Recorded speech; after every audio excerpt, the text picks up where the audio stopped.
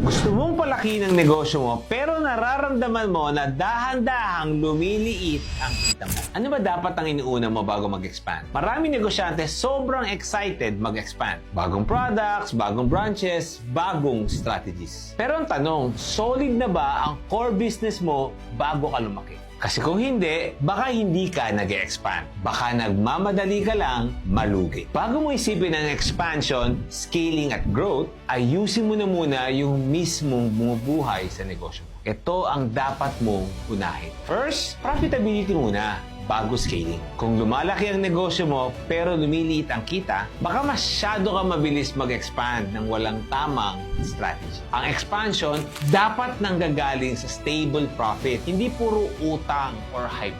Second, i-optimize ang operations. Maraming negosyo ang nalulugi hindi dahil mahina ang benta, kung hindi dahil ang laki ng gastos na hindi naman kailangan.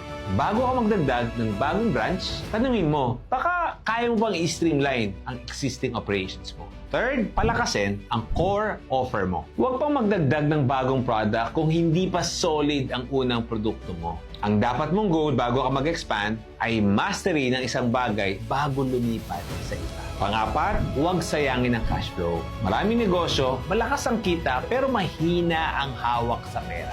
Kung hindi mo babantayan ang cash flow, baka maubos ang funds mo. Tandaan, ang kita sa negosyo, hindi agad yan nilalabas pang-invest. Ang negosyo, hindi ito laging paramihan ng products or branches. Kung hindi kung paano mo ito mapapanatili habang lumalaki. Kasi kung kita mo palang lumiliit na, paano mo susuportahan ang expansion?